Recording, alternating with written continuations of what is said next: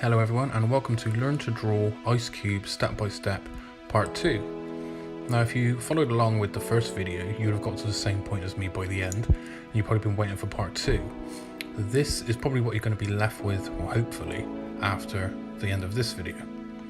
Now before we get straight into it, if you haven't seen Part 1, it is in the descriptions, so make sure you have a look, and we'll get straight into the drawing.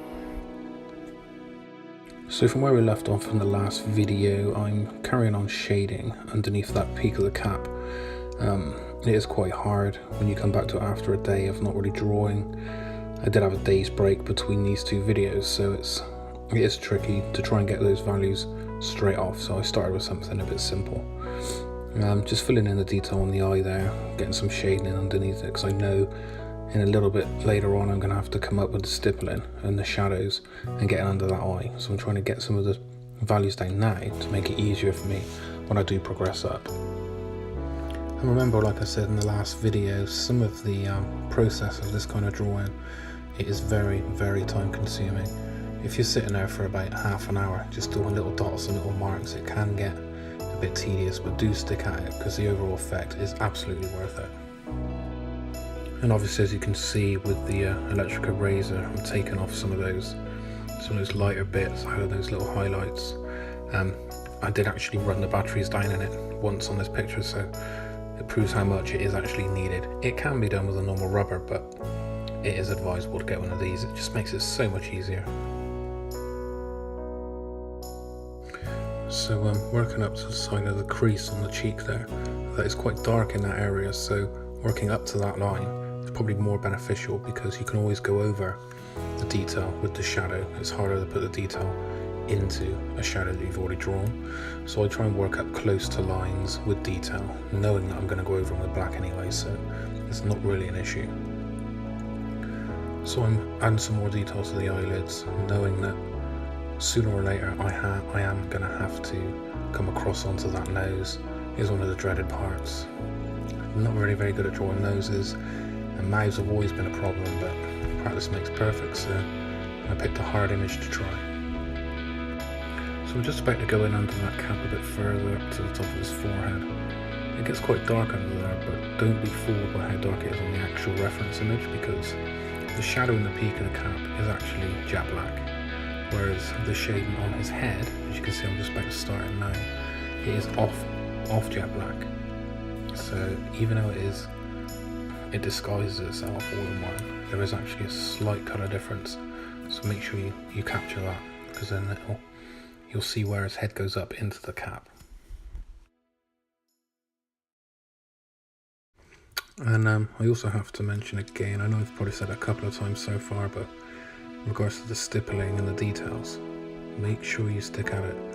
It is a very tedious process. I've probably said it a few times, but make sure you get all those details in. Even if it's going to take you a lot longer, you will have a much better result by the end. I said it can be done just shading the pencil, blending in, but then it's quite a lot of it's going to look the same colour. You're not going to get the depth or the detail that you can with skin without using this technique. And as I said earlier, I worked up to that line because I knew there was going to be a darker shadow and a bit of shading in across there. But now we're just filling it in, and then I'm going to be working up towards that eye with the stippling, with the details on the skin, trying to get it all the same and all to match. On the reference image there is a shine on his face. I'll probably try and get that in maybe on part 3, and just in case I have to rework over the areas, I don't want to rub or disturb it, I want it to really shine. But now I'm almost at the dreaded part, working down towards the nose.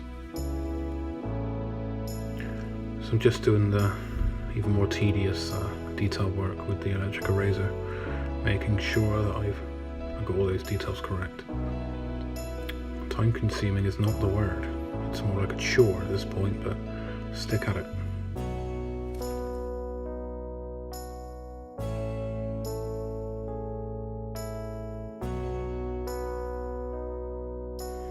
And now we're at the moment of truth, the part that I'm not really keen on doing. But you can't draw a picture without a nose, so here it goes. So I start shading in quite a little bit too dark at the start, so I did take a little bit off with the eraser there. but trying to get the same base tone all the way across that we had on yesterday's part of the drawing. I mean, it isn't that difficult to get that after you've been drawing a game for another few hours. It just comes quite naturally. Trying to get those tones matching when you first pick out your pencil after a break, it is a lot harder. So I'm trying to get some shadows in under that nose and trying to darken out a nostril. I go straight in with the black. Sometimes I don't, sometimes I do, depends on how confident I'm feeling on this particular piece. I felt quite confident with my line work and I knew that it was quite accurate, so I carried on. And another thing to remember as well when you're drawing is, I said it in the last video, always challenge yourself. There is no point drawing something you think, oh, I can draw that in half an hour. You're not going to give yourself a challenge. You're never going to excel or improve at something that you love doing unless you challenge yourself. When you see all these professionals in any field, they spend hours and hours and hours training. This same with drawing. If you don't practice, if you don't challenge yourself, you're not going to improve. So I basically picked this drawing knowing that I was going to be challenged myself. So if you guys are drawing along with me, hopefully you're going to find it equally as challenging. So I just finished putting in the bulk of the shadow on his right cheek, and as you can see, there's quite a few white bits in and under the nose. That is actually light shine, so ensure you leave those white. I'm going in with a gel pen, picking out some of the highlights in his moustache and some of the flecks on the skin.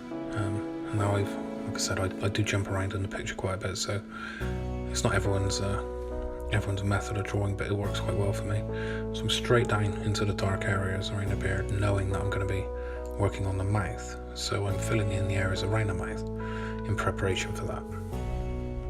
So I start off with quite a bit of dark straight in. Well, it's not dark, it's using the medium charcoal, but I go into the mouth and I start filling in some of those areas that I will be going over with the dark later on.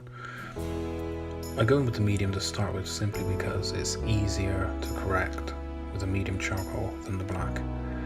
A little bit of colour pencil going in there because I know that's a dark area and I can fill it in straight away.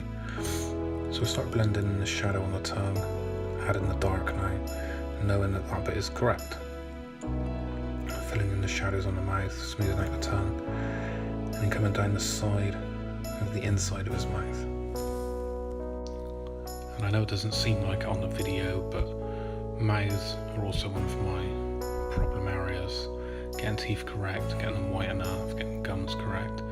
It's probably one of the harder things for me to do. Sometimes it's just easier just to draw 4 or 5 mouths in a couple of days period, just to get used to the idea of drawing teeth and drawing gums, and it just start to get easier. So I'm smoothing in some of the shadows around his lips now. I'm going to start working down the sides, making sure that all the shadows are correct before I start going over where I have to darker. As you can see, I go with the gel pen on the lips quite quickly, picking out some of those highlights. Just finishing the right side of his cheek, making sure it lines up with the top part of his cheek that I've already drawn. And you notice I didn't go down too far there because in the actual reference photo there's a microphone, so be sure to leave that. Now, this is probably the first portrait that I've done I've actually had to draw a view of the teeth from this angle. I've always drawn them straight on, I've never actually drawn an inside angle of the mouth like this before, so yet again another challenge. As you can see, I'm just filling in some small details down here, little bits I need correcting, highlighting around the lips, just little things just to give the picture that extra little bit of, makes it look a bit more special.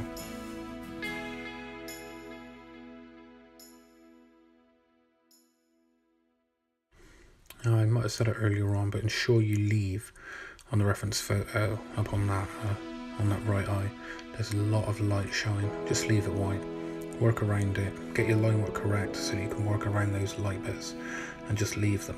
I mean, you can see I've paused it there simply because, just to reiterate the fact that leaving the white bits white, it just makes the picture look so much better. So as you can see, I'm just touching up a few little details here and there that were missing. I'm filling in bits of highlights, darkening up little bits here and there, putting little dots in places that need dots. You know, it's those little things that do make the drawing. I mean, without them, it would look a hell of a lot worse. So I'm just filling in extra bits of shadows and finishing off the peak of the cap, and it's done. So that's the end of part 2 of Learn to Draw Ice Cube step by step. Hope you guys have had a good drawing experience. If you could like, subscribe and share, that'd be absolutely great. And tap that notification icon, and then you will definitely be notified of part 3. Maybe a part 4 and part 5, depending on how long the drawing goes. But if you want to leave some comments in the section below and let me know your thoughts on the drawing, if I should change anything, I'm always open to criticism. And also comment on the person you'd like to draw next. I mean, I will draw whatever my YouTube fans want me to draw. So put your comments below, and I'll see you in part 3.